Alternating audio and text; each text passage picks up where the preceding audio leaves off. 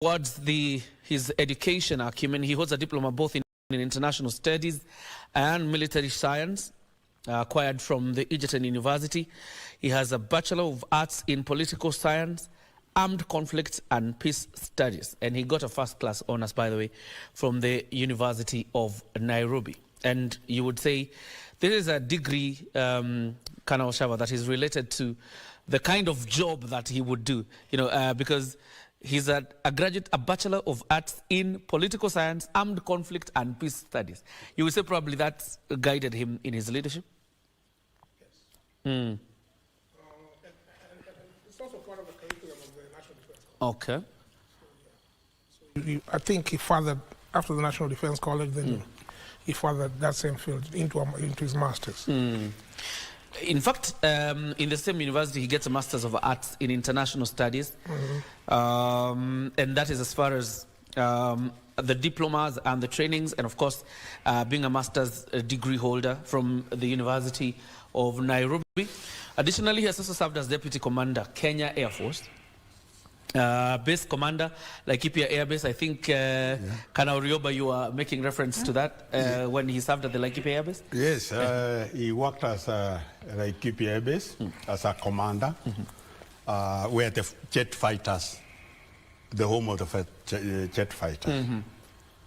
And he progressively made that camp very nice. It was a very beautiful and likable place. He did a lot of projects like schools in that area. He did a lot of service and families, especially families, houses, very nice in Laikipia. And you talk about Ogolla in Laikipia, it's like Ogolla in Laikipia, Laikipia in Ogolla. Laikipia in Ogolla. Quite interesting. Commander, Laikipia Air Base that time. That's what Colonel Rioba is making reference to. He was also commanding officer of the Tactical Fighter Wing. The chief flying instructor at the Kenya Air Force Flying Training School, and operations desk officer at Kenya Air Force headquarters. Of course, that is the early stages of when he begins his career at the military. He has also served in the former Yugoslavia as an observer and military information officer, and that was the period between 1992 to 1993.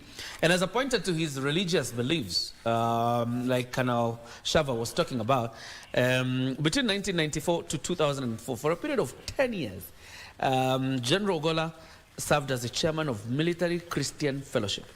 That is from 1994 to 2004. For a whole 10 years, he was the chairman of Military Christian Fellowship and also a co-chair of the Association of African Air Chiefs. That is the period between 2018 to 2019.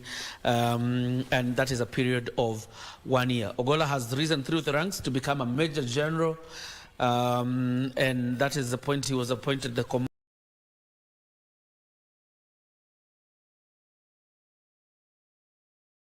under Kenya Air Force on the 15th of July 2018 under retired President Uhuru Kenyatta, a post he served for 3 years before his promotion to the position of Vice Chief of the Defense Forces, and the rank was also promoted to the position of Lieutenant General, and that is also under retired President Uhuru Kenyatta. And the Chief of Defense Forces then was retired General Dr. Robert Kibochi. The highlight of his career, of course, comes on the 28th of April last year when President William Ruto promoted him to the rank of a 4-star general and effectively the Chief of Defense Forces of the Republic of Kenya. And one would say that General Ogolla, Colonel Rioba, was a general of many firsts. Politics aside, is that he was the first general from the western part of Kenya, considering those that have headed the military before. So he was a general who was actually also breaking the glass ceiling while at it. Yeah, it's true to say so, because he is the first one to come from the Nyanja region. It's like it's a record because since independence, nobody has come from the other side. But he was capable officer. He was a capable officer, a down-to-heart officer, and a commander. You know, a commander, when you see how he grew up as a base commander like Kipia, coming to be debut Air Force commander, then commanding the Air Force, then coming to the office of the PCGS, then eventually up to the highest level.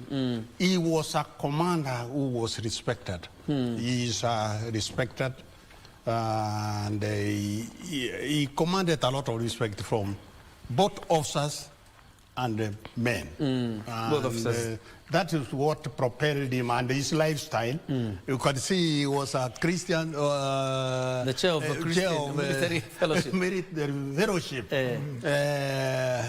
which is not in the military, but it is the other side, like the other side. And he was there for about 10 years as the chairman. We have lost a great man. A great man. And, I'm still picturing that story, Kana Oshaba, you were telling us about the man who comes for interviews in Sanders. And throughout, characteristically, even to ascending to the position of CDF, characteristically, it appears like General Ogolla is a man focused on shattering the glass ceiling every single time. Yeah. You know, there's a lot of questions like why was he using that aeroplane? At his level, he could have had an aeroplane. But Ogolla did not care. He would come to the Air Force and say, Niko. And he jumps onto it and he goes. Yeah. Those fanciful things didn't bother him in life. Didn't. It explains why he was in that job. No, first of all, it is one of his aeroplanes. How can he refuse it? If he cannot use it, how does he expect somebody else to use it? Yeah? And that equipment is part of his equipment. Those are his, that's what he has. So if he cannot use it, why would you expect others to use it? That's an eye-opener. If he can't use it, why would he expect others to use it? And because anyway, principally, the equipment is his. It is his. Absolutely. We continue to watch the events from Siaya, Senator Obama Primary School. The religious leaders are already seated. The president is in the vicinity, but I think at the briefing tent. Then he will later join the mourners. But I think the most important thing at this point is the arrival of the body of General Francis Omondi Ogolla. And as we say this, it is not lost on us that we lost another 9 men of the Kenya Defence Forces. I think already the brigadier from Kilifi has already been buried. Today we inter the remains of General Ogolla. That means then we have probably another 7 men from the Defence Forces. Yeah? What? Yeah, there was a lady, Sergeant Nyawera from Kirinyaga, and I think was the official photographer of the CDF. So she was in the plane with her. The body of the general on its way to Senator Obama. But look at that. The honors, the convoy. Being a general, but we say generals don't die. Generals rest. Yeah? They just fade away. And that is the honor granted to the general. Look at that convoy. Outriders at the front, the hearse follows, and then there's a convoy, a big convoy behind him. And probably this is where the deputy president is. Since he's the one who received the body at the Kisumu International Airport, probably this is where the deputy president is. He's following the hearse with the body. Yeah, he's following the hearse as a mark of honor to the general. I was listening to the deputy president and the president yesterday, and you get this feeling that they had quite a personal contact, and friendship with General Ogolla, because the deputy president kept remarking how he used to command them when they are seeing off the head of state when he's leaving the country, and the jokes that he would make. There are several videos that are out of him and the deputy president engaging in a very heavy laughter, probably emanating from the jokes that General Ogolla would make. But out here, we didn't think General Ogolla was funny. We just saw the serious military man. No, he was very humorous. Yeah.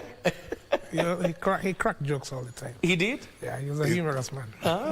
Very humorous, and you could see he was being liked by everybody because of his contact and humorous talk. So he could, like what His Excellency the Deputy President was saying, is that they liked coming to him for something. He jokes something, he says something, and he gives people hope. Yeah. That's the best part of his life. Yeah, that is who the general was. A funny man. The deputy president was saying yesterday at some point, it was his birthday, and then he's alerted, the general is out here, he wants to see you. And the deputy president wonders, such meetings don't happen without appointment. What does the general want? And when he allows the general in, the general comes bearing a happy birthday gift. Just like that.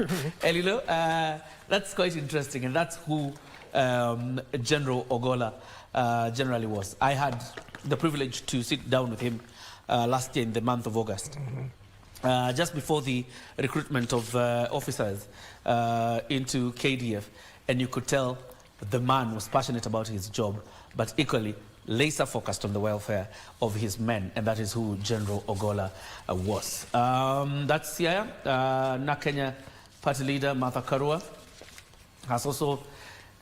I was actually hoping probably that to see retired President Uhuru Kenyatta.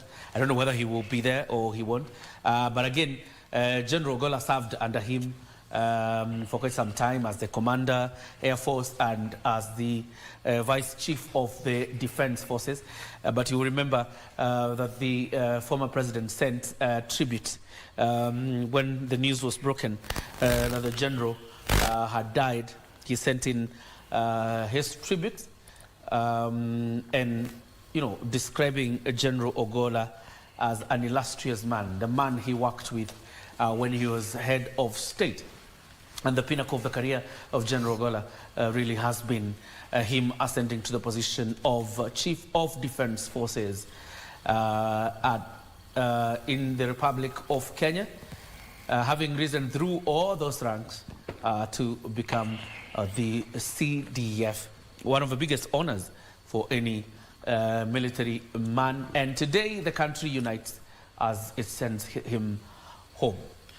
That lap you saw on the screen is the last lap for the general, who also loved to exercise with his soldiers twice a week. But that's commitment.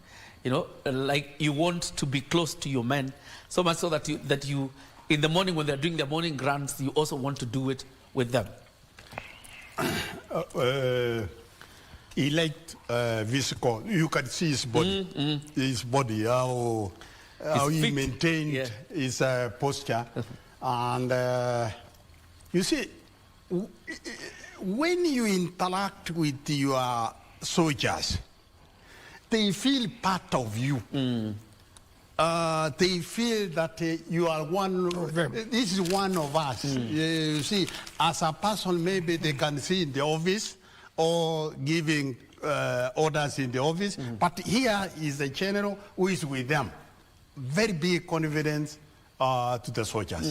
Very big confidence to the officers who serves under him. With problems, now they can go. You see, if you have even your children, if you are far off, they cannot come. They have problems that they cannot come to you. But when you are together with them, they fit you with their problems and you solve their problems. That is what Ogolla could come out to morning run with the soldiers, to morning run with his family, interact with the families. That was his lifestyle. If we can get a few who can emulate his lifestyle and continue with the lifestyle he was doing, how he was living. It's a very nice, it's friendly, healthy, and for everybody. That is why you could see everybody crying. Even you could see even the soldier crying. Why are they crying? They have lost somebody, a friend who is closer to them. Yeah. I would assume it's the norm of every commander, if you lose your men, that it affects you. But for General Ogolla, it is said that it went beyond being sad. Whenever he lost men, or he was told that he had lost men, of course revealing a picture of a person who was really in touch and in contact with his men. Yeah, and that trait is exactly what he was doing. Yeah. Some are asking, well, why was he inspecting schools? That is his job, to go and interact with the people on the ground. Yeah. Yeah. Talk to them and find out, not only, assess the progress of the project, but also get the feel of the people down there. You can't do that by sitting in your office. That's why he's personally going to inspect those projects. Because those people, first of all, are in a hardship area. Yeah? When they see a general, not the topmost general coming to see them in the field, you can imagine the effect that has on their morale. And they know that he's thinking about them personally. He was always physically fit. And he did most of his fitness either going to the gym or playing golf, mostly golf. And Ogolla would be on the golf course at 6 in the morning at Muthaiga. Play 9 holes so that he can be in the office at 7:45. What? Because he did not want to take his office time to the golf course. So he'll create time for his golf, which is away from his office time. When he was promoted to CDF, and he said that in his statement, he says he's sorry that he has to give up his golf. That's the one thing he's going to miss. And that's when he took up that running thing, to keep fit. Yeah? And how best to do it, but do it with your soldiers. Wow, clearly the country has lost a dedicated man, and a man really who was keen on ensuring that the military is respected. I think that those are his words. I want to live a military that is respected worldwide and ready for the mission wherever, whenever. And those were his final words during that interview that we did with him last year. Little did we know that a few months down the line, the general would be no more. This is Siaya, Senator Obama Primary School, live images from the primary school as we continue to await now the arrival of the body of the late General Ogolla.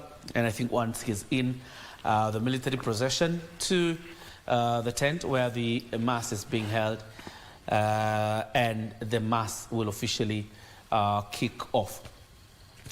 The event brings together Kenyans from all walks of life, the men in uniform, civilians, politicians, the who is who in society, and all of them gathering to honor a man who lived a simple life, yet so impactful, the General CDF of the Republic of Kenya. So on one split of a screen, you have the procession to Senator Obama Primary School. I actually didn't imagine that the distance from Kisumu International Airport to Alego Usonga would be this long, but clearly it's long. It's about 45 minutes. It's about 45 minutes. Yes. Considering that the body arrived at around 9:20, now we are at 10:17. But I also think the speed is not maximum. Speed. So they're probably going to take an hour or so. Okay. Wow. Interesting. So we continue to give you a wall-to-wall coverage of the event and the burial ceremony of the late General Francis Omondi Ogolla, the fourth CDF under the 2010 Constitution. You will remember before then, the title used to be the Chief of General Staff, but after the adoption of the 2010 Constitution, the title changed to the Chief of Defense Forces, the first being retired General Julius Waweru Karangi, then later retired General Mwathethe. From the Navy, we had retired General Kibochi. From the Army, and this time it was the turn of the Air Force. We had General Ogolla. I don't know whether this is a bit intricate, but in the order of succession, Colonel Orioba, this was the turn of the Air Force. Yes. And I think the next obviously should be from the Navy. Yes. But I'm just assuming, are these things so clearly written that there's no argument about it? When General Tauti Tonje came in, we had in the Army 3 tribes. The 3 tribes are the Army, the Air Force, and the Kenya Navy. Yes. He wanted to have equality in those. He didn't want to have others left behind, others going forward. It is so clearly given to the Defense Council that this is what is suiting the military. And what is suited in the military is written, given, and there is no dispute about it. Nobody is asking why Ogolla and why not this one or maybe this one. It is written, as you have clearly said, from Navy, Air Force, Army, then Navy, Air Force, Army, and that is how it is. And there is no quarrel. I have never had any quarrel saying you have put my man or you have put my man. It is clearly spelled that there is no dispute in this. It follows like what we are saying, the timings, that if it is the time to deliver the bombs, it is the time to deliver the bombs. There is no other time. Otherwise, you will be taken to court martial. He will deliver the bombs 1 minute earlier than they expected or 1 minute later than they expected. So if things are spelled like that, there is no dispute at all. Because when Ogolla now passes on, there is no dispute who is supposed to be in that lane. It is clearly, you can, from the Air Force cannot say, no, it is ours, we cannot have some. Yeah, because I would assume in a normal society, one would argue Air Force has only served 1 year, so why would you want to go to another force? No. And I think, kind of, Shava, there's a lot the society can ape from the military. I mean, looking at the order of things, it is in plain black and white. Yeah. And it does not have to be written. A lot of things in the military are what we call tradition. Yeah, doesn't have to be in black and white. Yes. We have a tradition of doing certain things. And we follow those traditions, very strictly. So it does not have to be written in law. And before Tonje, yes, we had this thing about the senior service. Of course, the Kenya Army is the senior service. Yes. Followed by Kenya Air Force. The seniority starts from the date they were formed. And then the Navy was the youngest. Yeah? So up to that time, up to Tonje's time, the tradition was that the senior service will provide the CDF. So that's why, up to that time, all the CDFs were from? Army. From the Army. But Tonje sought to change that. Yeah? And then people will be in the office for long, for 10 years, 20 years. And so you cannot be in office for 10 years, you become redundant. So he brought then the 4-year rule. It was not only, people think it's only for the CDF, no. The 4-year rule is for any senior command position. You cannot be in a command position for more than 4 years. Yeah. After 4 years, you must move. And the movement is either out, parallel or up or out. Yeah. And that is how it is. Yeah. All right. I think we are well in the course of beginning the Mass at the Senator Obama Primary School. Wajakoya keeps popping up on the screen. He's colorful. Yeah, he's colorful. And of course, seated with the former governor for Murang'a, Mwangi wa area. In that same line is the NAK Kenya party leader, Martha Karua. I believe the front seats will be occupied by the senior officers from the military, as well as the Commander-in-Chief, the Deputy President, the Prime Cabinet Secretary, the former Prime Minister, and probably the Governor for Siaya, and any other government, senior government officials, including the speakers of both houses. Most likely will feature in that. Who is this speaking? This looks like... okay, we'll check who this is. But to me, looks like the Gatanga MP. I don't know why. But we'll see. Maybe it's no. The new. Okay. And here we have officers drawn from the three services. Is a match, I think, awaiting of the reception of the body. The NIS Director General Haji has arrived. I have also seen the Minority Leader, Opio Wandai. Let's just listen in a bit to what is happening there. That is the guard, quarter guard. This is the quarter guard, yeah? It's the quarter guard. Ningependa ongeza sauti kidogo studio. Kisha uongeze kwa hii mic pia sauti. Ningependa kutambua kuwasili kwake mkurugenzi wa masuala ya ujasusi nchini, Bwana Nurdin Haji, ambaye ameshawasili kupata kuwa nasi.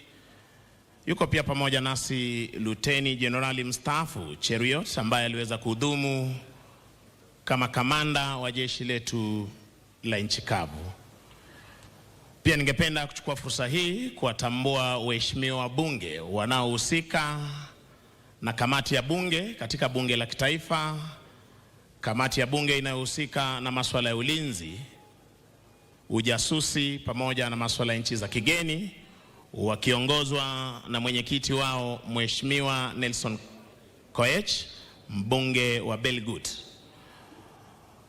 Basi tutazidi kurudi studio, upande ule wa pili gwaride likiweza kujitayarisha kuashiria kwamba wakati wowote tokea sasa tutakuwa tunapokea mwili wa Generali Francis Omondi Ogolla, kisha baadaye misa iweze kung'oa nanga rasmi.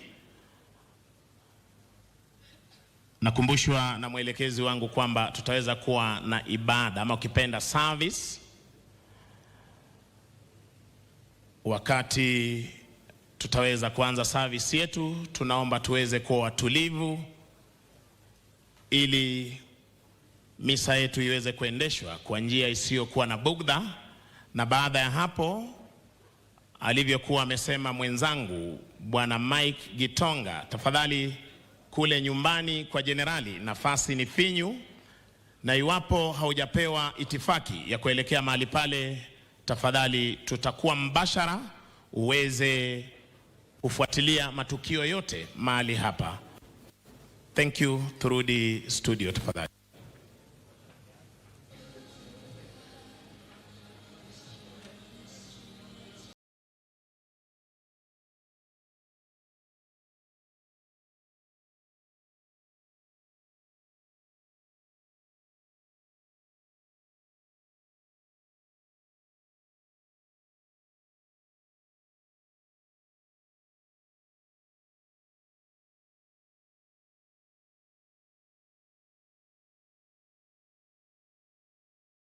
We are back in studio, but just to be clear, the man on the mic from the military, when he says back to studio, he didn't mean here.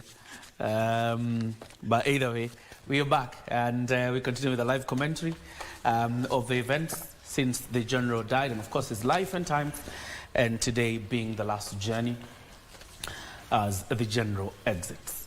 I've seen the arrival of, I think, the governor for Busia, Paulo Tuoma, and that's him shaking hands with Professor Wajakoya. And there are several other leaders that I've seen, including the NIS Director General, Nurdin Haji, who obviously being in the intelligence wing worked very closely also with the Chief of Defense Forces. Colonel Shava, you were telling us that is a quarter guard, what we are seeing on the screen? I think so. Okay. What is it supposed to do? It's a quarter guard. It's a guard for the generals. Okay. There's a guard for the president, and there's a guard for the generals. It's just a quarter guard for the generals. That is the one which is going to do the post, which you asked earlier. The last post. The last post. That is actually the one who are going to do it. That is his guard, which is going to say bye to the general.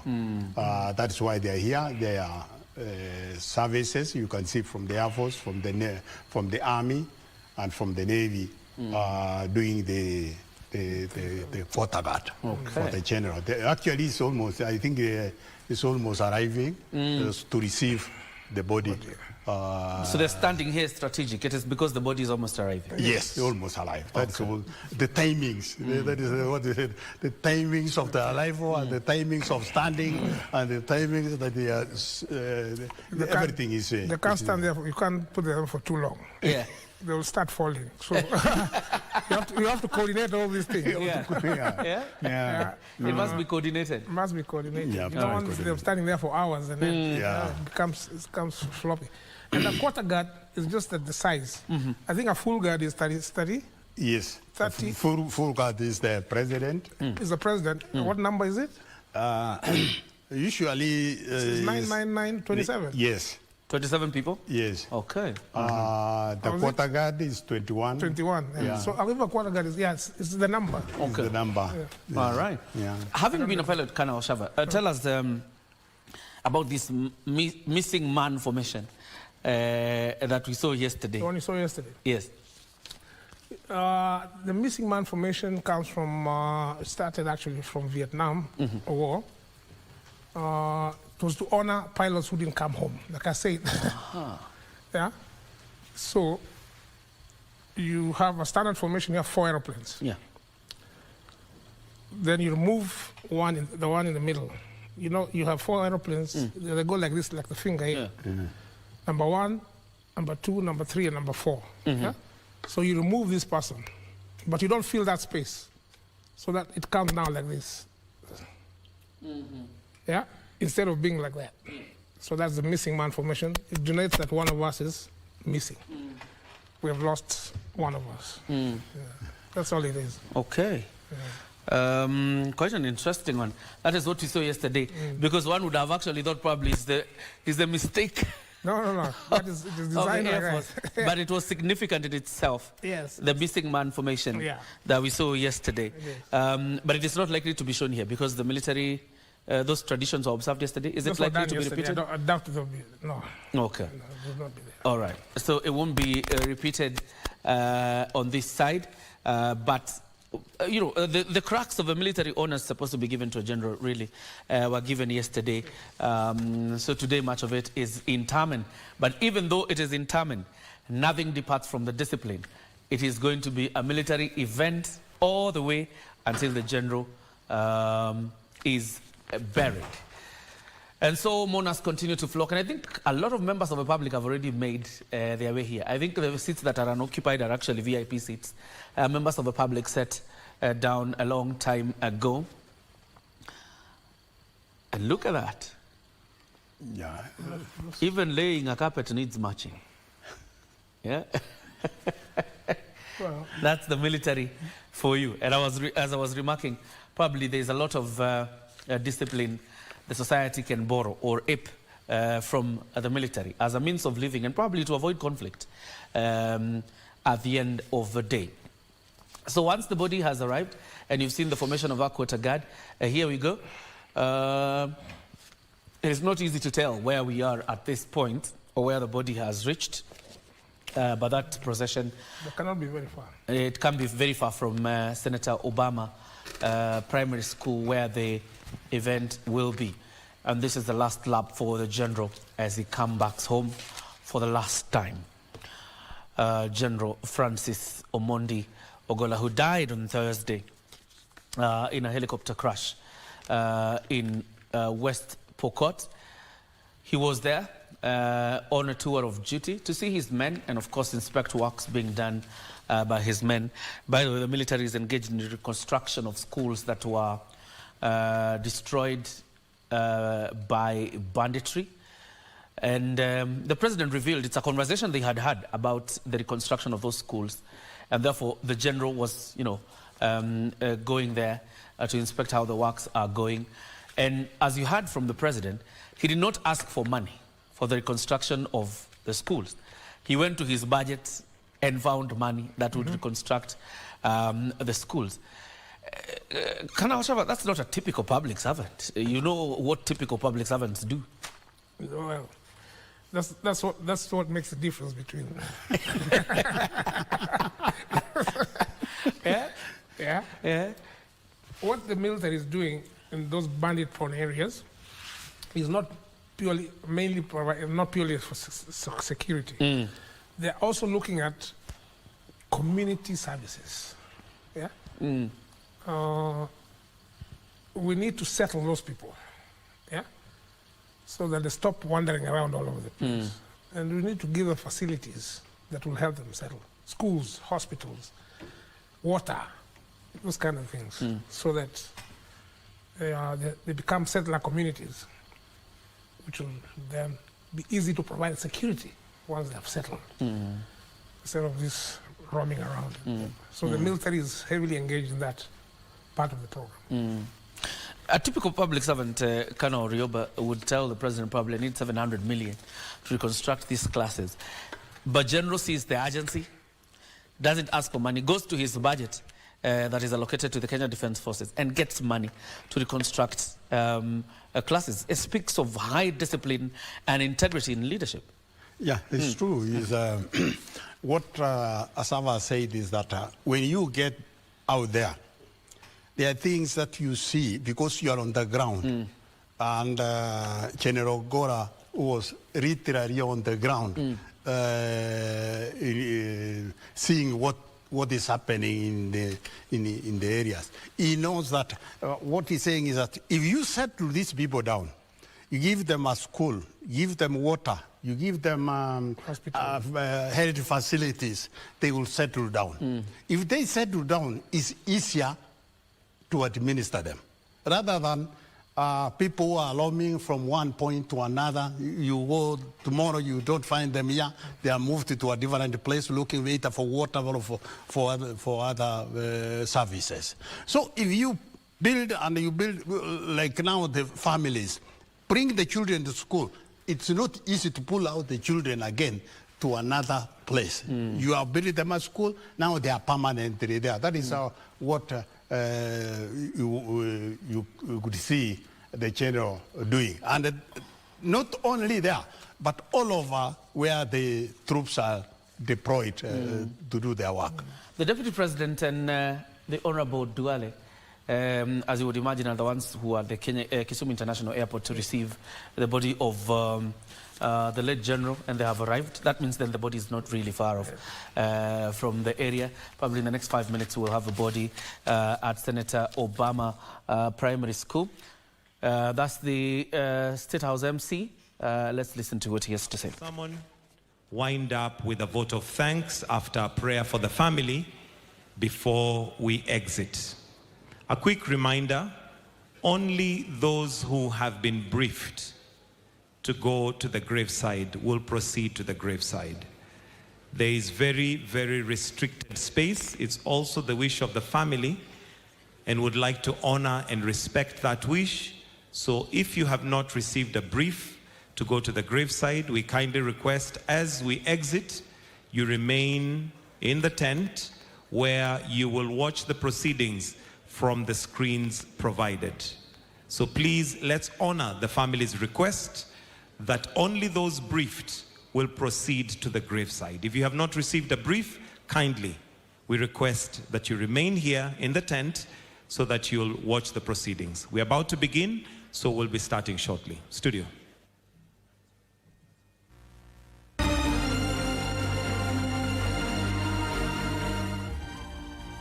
Probably this time studio means myself.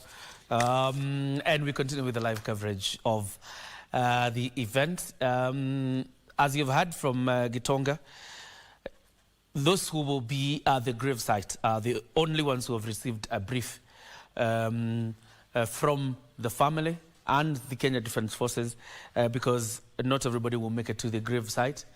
But not to worry, KBC has exclusive coverage at the grave site also, so you will get an opportunity to also see the interment of the late General Francis Omondi Ogolla. And that's the quarter guard still waiting, but the arrival of the Deputy President and the Minister for Defence, Honorable Aden Duale, means then that we are not too far from the arrival of the body of the late General.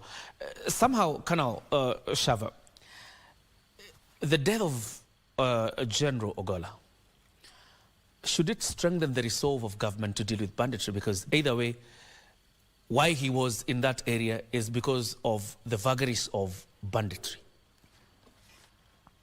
Yeah, it should. It should.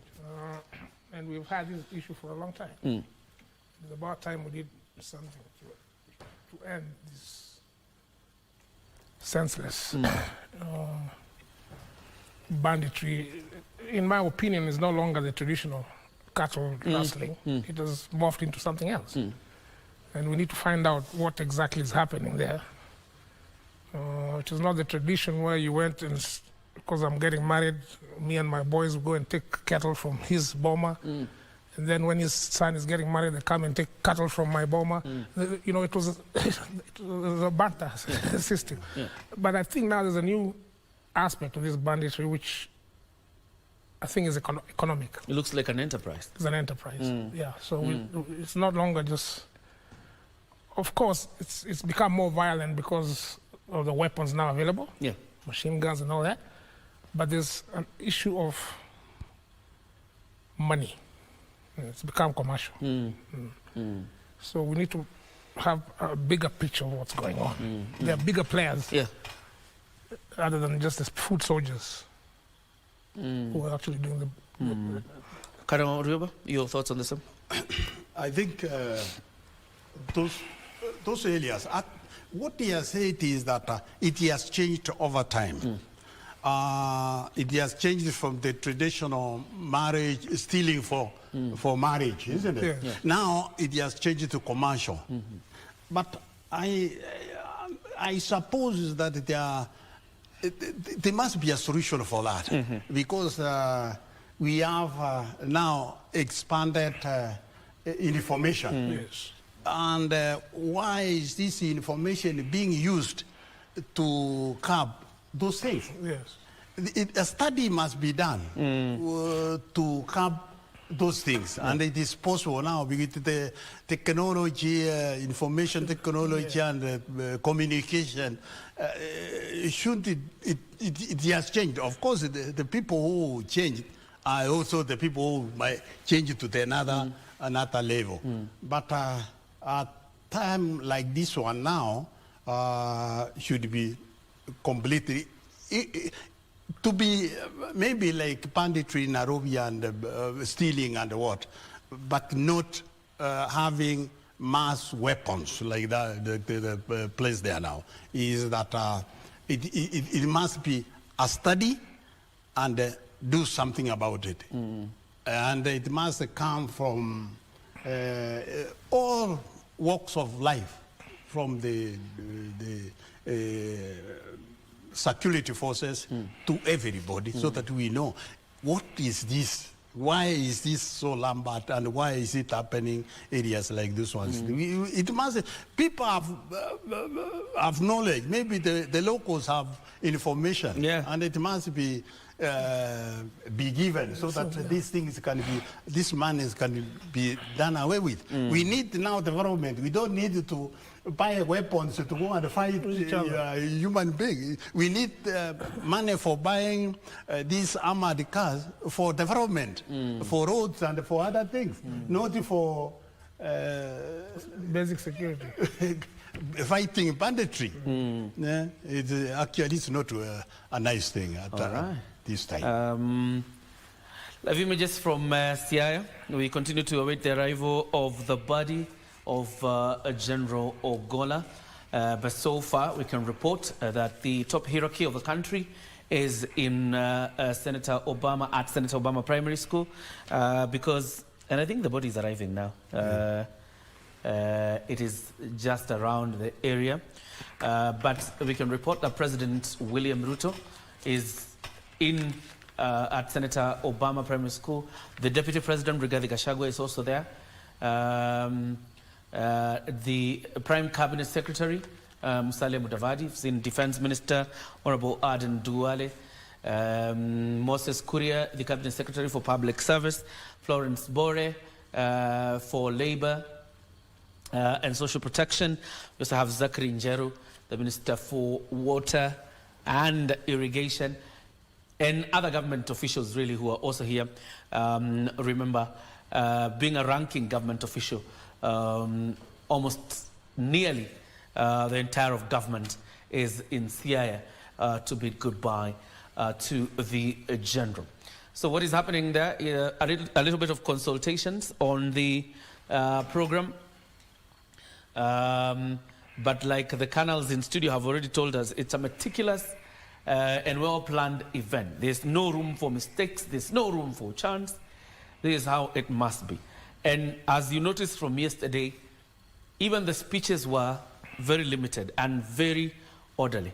And I think it is only the intervention of a president again that even the former opposition leader, Raila Odinga, was allowed to speak, of course, as a ranking official in the Republic of Kenya, of course, to also mourn the general. But looking at how the program was planned, clearly it took the intervention of a president for some of his speeches to be made. And I think that too will reflect today. Not a lot of people will speak at this event because I see even the last post has allocated time that it must be done within this time. Can we listen in a bit and see what is ongoing in Siaya before we come here? Of course, as we await the arrival of the body of the general. Okay, I understand she's speaking Dholuo, so we can listen in. But the religious leaders, and looks like the Anglican churches will be officiating the mass, based on what I see from behind the speaker. Those are clergy from the Anglican Church, and particularly the Bondo Diocese. General Ogolla, as we were told earlier, is involved or was involved in the construction of a church in his village. That is Nduru village, the Nduru ACK. And it has been consecrated today by the primate of the Anglican Church in Kenya, or the province of Kenya, the Right Reverend Jackson Ole Sapit. Once the body has arrived, we shall see that procession. Yeah, it's very close to being at the Senator Obama Primary School. It is 10:47. That means that they're still in time. And being a military event, it will be conducted in accordance with, or rather in strict adherence to time. And that's when the body arrives, is when we'll see the exit of a president from the briefing tent, where he is together with the deputy president and other senior officials. Actually, the speakers has lined up in the program. After the eulogy, the tributes will only come from the family, friends representative, the church representative, a military representative, and then government. All of them led by the chaplaincy.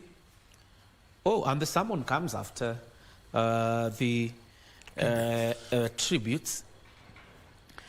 At exactly 2 is when the program says the commander-in-chief is supposed to leave at own pleasure, and that is to leave the grave site. That is after he's laid the wreath and the national anthem is played. Remember, I think today marks the end of a 3-day mourning period, and as announced by the president, and the hoisting of the flags at half-mast to mourn General Ogolla and the 8 others who perished in that aircraft accident. There's a lot of money that goes into training a soldier, so losing one is clearly a big dent on Kenya's security formation, Colonel Rioba. It must be a lot of money that goes into training an officer. It is, and especially what maybe a server can, because he has gone through what the training is, it's a massive money. It's a really a lot of resources to train one soldier or one officer, like now a pilot from cadet up to where he was. It's a lot of money. It's a huge lot investment. of resources. Yeah. Maybe it's a huge investment. It's a huge. It's a huge investment. The pilot training alone will cost. The pilot training will cost about over 10 million shillings. Almost 10 million shillings. Yeah, because they count everything. Yeah. I attended that course that the cost at that time, that was in 87. The cost of that course was $1 million. Then, $1 million. Yeah. So clearly at this point then it must be very high. It's high now. So like that course they were counting, it's a weapons course. They counted every bullet I fired, every bomb I dropped. It was costed. Yeah. Besides just the cost of flying the aeroplane, operating the aeroplane. Those are add-ons. So yeah, you're talking a few million, several million shillings. Several millions of shillings. Yeah. For one officer. Yeah. Flying officers. A flying officer. Yes. And it's quite sad that it had to happen. Losing General Ogolla and the other men and women. There was one lady, that is Sergeant Nyawera, who also died in the copter crash. And of course, we continue to mourn with their families and to encourage them at this point. And they will be buried in diverse dates within the course of next week. And of course, as announced by the President, the government continues to assist their families in planning the burial and interment of the soldiers. But one of them, the Brigadier General from Kilifi, was buried on Friday. Yes, on Friday. And that means then, after the laying of General Ogolla, there's another 7, and the military will still be involved in the whole of the process. That's Nuruddin Haji again, making his way to the tent. I think he's coming from the briefing tent where the president is. And that's the inside of the tent where the mass will be held. And members of the public and other dignitaries are already seated. So those empty seats you see there are the VIPs who are yet to make it to the tent because they are at the briefing point. And who is that? Maybe foreign. Very interesting figures today. You will see a lot of people making their way to Siaya in honor. Like Colonel Shava and Colonel Rioba were telling us, there's a lot of exchanges that go in between, a general probably in Kenya and a general in another country. And that means then, that is Ezekiel Mashogu, the Minister for Education, who I've seen there. And that means then there are a lot of, senior military officials who will be coming from other countries to come and honor General Ogolla. I also see the Solicitor General with accompanying Minister Mashogu. It's just like we said, probably the entirety of government is in Siaya, because it is the the center of all at this point as the country bids goodbye to General Francis Omondi Ogolla, who was the Chief of Defense Forces. And the quarter guard is now warming up. I don't know whether those are the military terms you use. Yeah. You're right. Yeah, warming up. To get the blood flowing. Yeah. You just stand there for a long time. Yeah, and it is important because they've been standing there warming up ahead of the arrival of the body.